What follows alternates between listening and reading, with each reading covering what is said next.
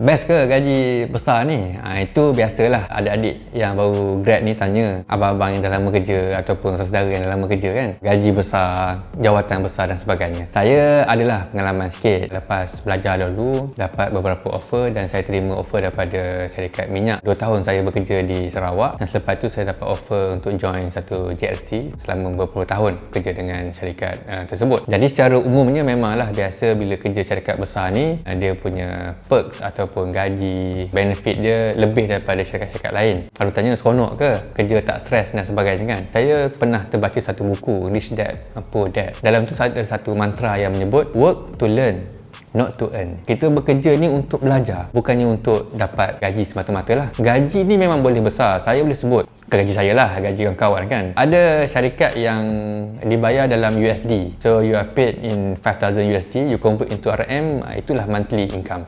Ada kawan-kawan yang kerja 2 minggu offshore, 2 minggu di darat. Gaji mereka ni kerja 2 minggu dapat gaji sebulan. Ada juga kawan-kawan yang lebih ekstrim lagi. Mereka kerja selama 2 bulan ataupun 3 bulan. Assignment yang sangat berisiko tinggi. Dan selepas tu tak perlu kerja selama 6 bulan ataupun setahun. Kerana gaji 3 bulan tu sudah cukup untuk menampung kehidupan selama setahun.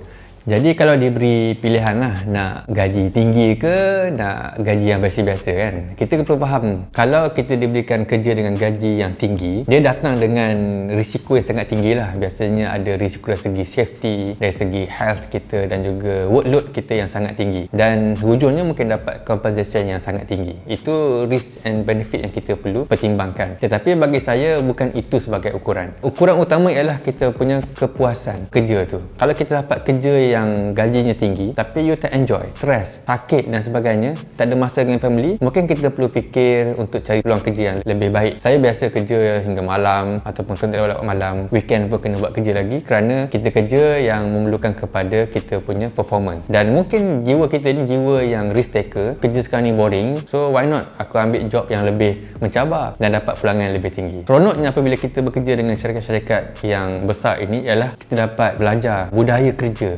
budaya safety, budaya membuat keputusan, budaya teamwork dan sebagainya. Ini ialah satu value added kepada kita, dan mungkin selepas itu nak buat bisnes sendiri ataupun nak buat syarikat sendiri itu tidak ada masalah sebab kita sudah ada pengalaman selama bekerja dengan syarikat-syarikat yang besar inilah. Tapi kalau tanya pengalaman saya lah, kawan-kawan masa kerja dulu kan, biasalah kita keluar makan dengan manager, dengan bos-bos ni, gaji mereka ni memang 5 digits lah. Tapi masa saya fikir, kenapa diorang ni bila sembang kan, masalah sama.